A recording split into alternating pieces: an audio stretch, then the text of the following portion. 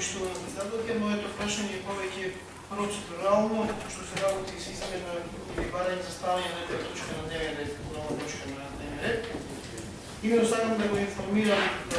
Советот дека двајца советници, јас и Александар Касапов, на 17 октомври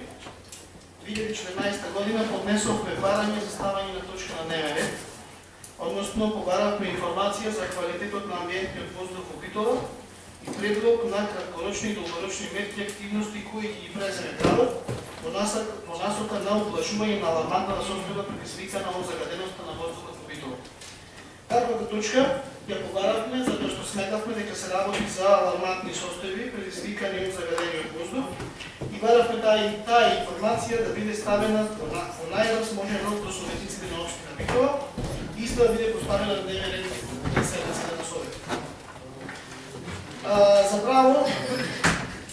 устно председателот на Совет ни беше кажано дека таквата информација ќе биде доставена до градоначалникот на општина Битола и дека тој е задолжен да достави ваква информација.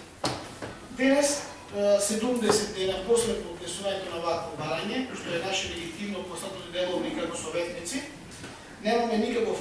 одговор, немавме никаква информација и на оваа точка наша се уште не е и на оваа седница на дневен ред. Значи, прашањето се однесува дали некогаш оваа точка, уредно оставена преку службите и архивата на општина Битола, ќе биде ставена на дневен ред, дали имаме сознание дека градоначалникот изготвува ваква информација и ќе предложи мерки за краткорочни и долгорочни подобрување на ваквата состојба и дали како председател на Совет побаравте и ургиравте од градоначалникот